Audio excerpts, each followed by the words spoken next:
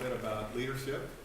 And I've had so many great leaders in my lifetime that I just looked up to and followed. Some that I knew personally, and some that I just followed from afar. People like Dr. Martin Luther King, Nelson Mandela, and the greatest, Muhammad Ali. They were all just great leaders that I always admired. But the person that I really admired most as a leader and got a front row seat to seeing was my mother. And my mother's name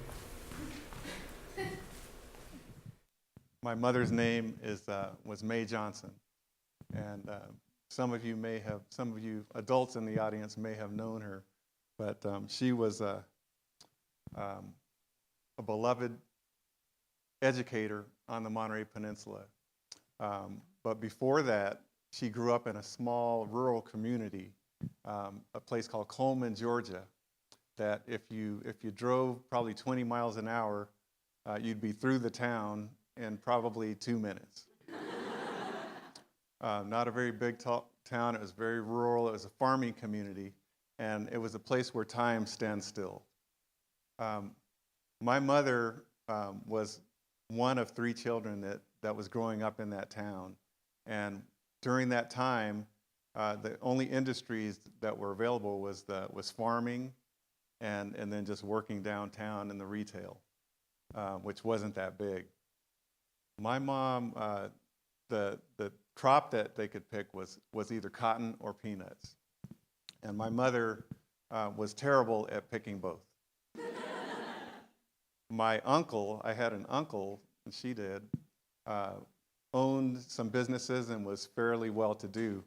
And he saw how smart my mother was, and he decided that he was going to make it his mission to see her, that she got to college. So he paid for her education. After she graduated from high school, she went to a college named Fort Valley University in Columbus, Georgia. And there she met my father, who was 18 years her senior, stationed at Fort Benning, Georgia. And they married, they moved to Monterey, and had all of us.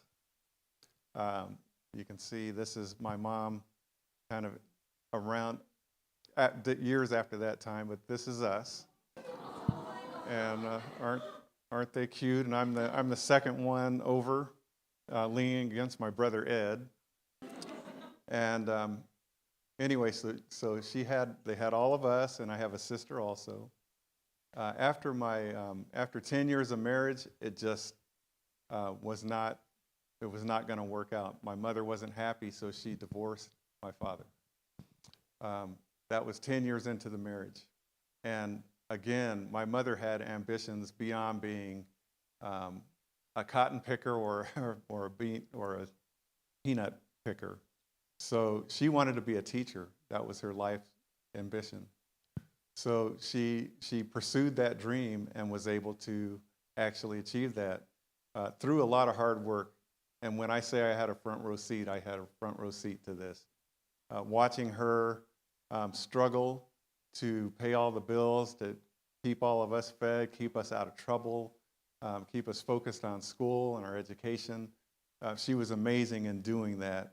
And the thing that was the most amazing is she did that with ambitions to get her master's degree and also go into administration.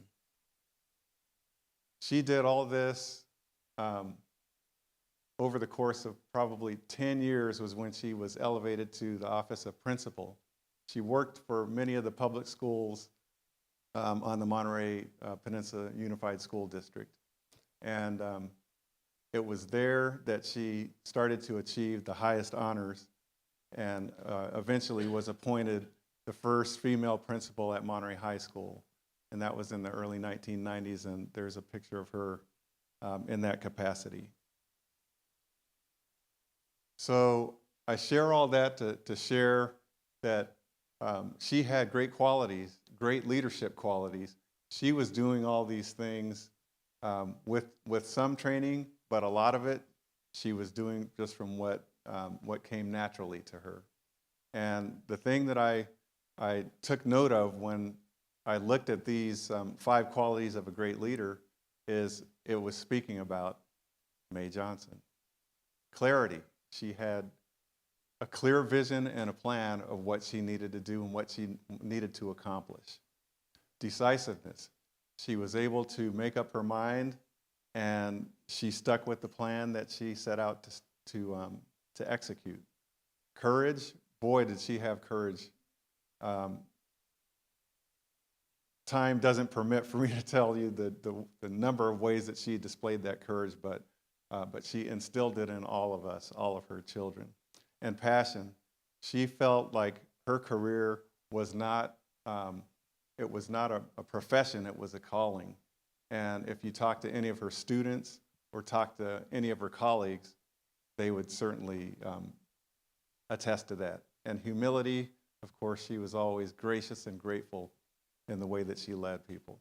So how did that influence me, and how am I going to try to get that over to influence all of you? The way that it influenced me was I was a quiet young man in high school, somewhat a little shy, but I did have a passion for sports, and I had a passion for just athletics. And so when I was in high school, I started to just really have success in sports.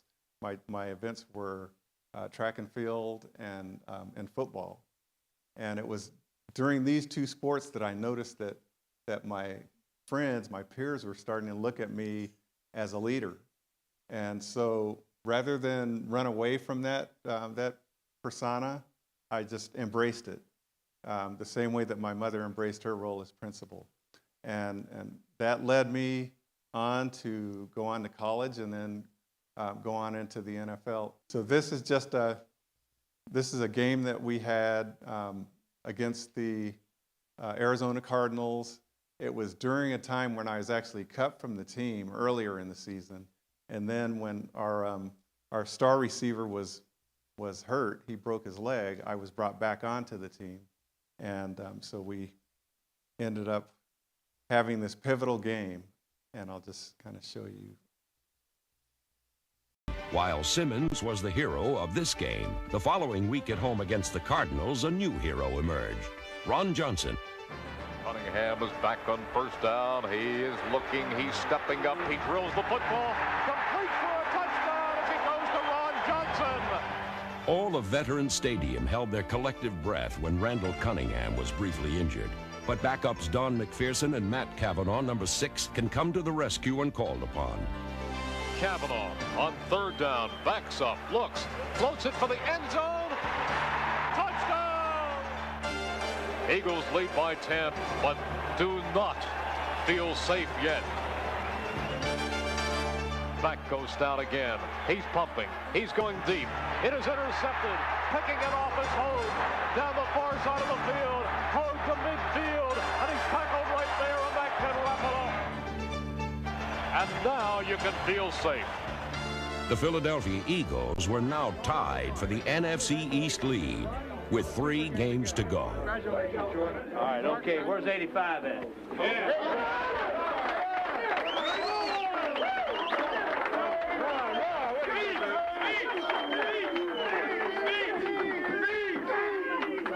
John Telchik, you imitate me again, I'm going to knock you out. All right. And if you're wondering who John Telchik is, he was our punter, and he just always used to imitate different guys on the team. Really got on our nerves. Anyway, I show that because there I was. I went from someone that was out of work. I was out of football, and brought back onto the team and had to come in and play a leadership role, basically take the person's place, the best player on the team, had to take his place and do that job. And so that was really a defining moment certainly for me.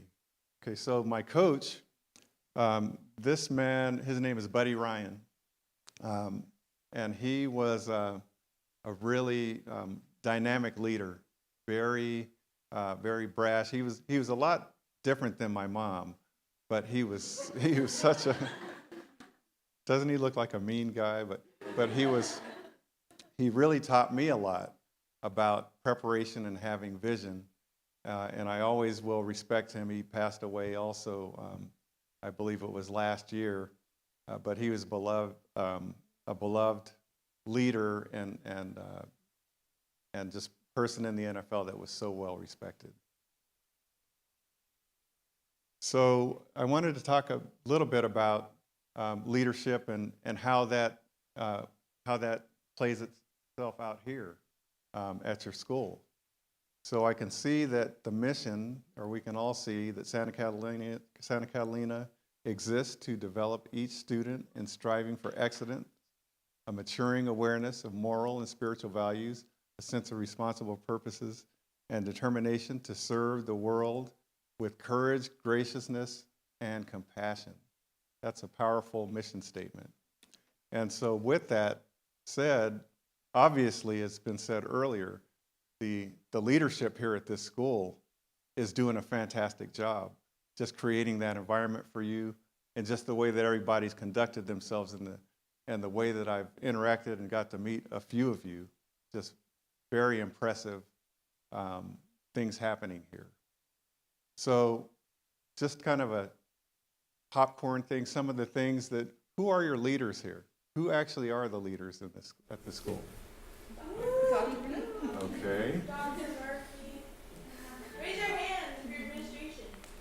I'm here to learn too. All right. Okay. On the way up,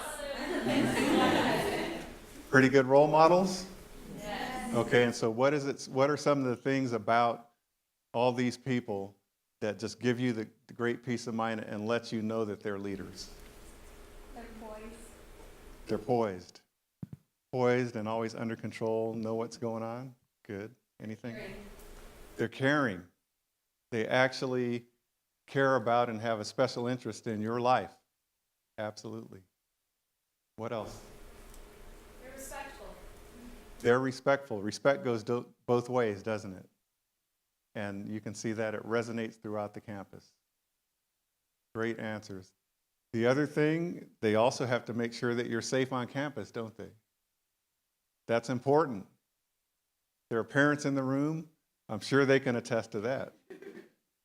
They have to take care of the school grounds, make sure that it's well maintained and it's at the level of Santa Catalina. So that's also very important, and also stewarding the good reputation of the school. I put this this person up on the screen just to kind of close out with what I do. I work at Boys and Girls Clubs of Monterey County now, and it's a job that I've done for 25 years now, and I take tremendous satisfaction in working in that job because the people that have passed through those clubhouse doors have gone on to do some fantastic things, lots of success stories, and this is one of them. These are the reasons that I do what I do. This young man's name is Anthony Wills, and I met him when he was 10 years old. He was quiet and somewhat unassuming as well, and he was a musician, very talented violinist, and he also was interested in technology, and he's always interested in science. So we encouraged him at the club just to go through these programs and be involved, and encouraged him. And he ended up at Monterey High School, where my mom was principal at the time.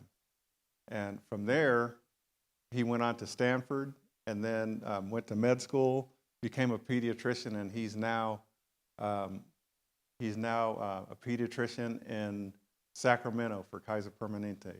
And he's just somebody that's a great example of what can happen when people in leadership are there to give kids the resources that they need, and the people in leadership support them, like was said earlier. So I just want to close out with just encouraging you to whatever causes that you're passionate about, that, as was said earlier, don't do nothing. Make sure that you pursue that passion. make sure that you contribute something to the world that's great. And you might think that it's just a small thing, but that little small thing might cause a ripple effect that changes the world. And we certainly need new leaders. We need great leaders in the world today during these times. So thank you for your attention, and God bless you.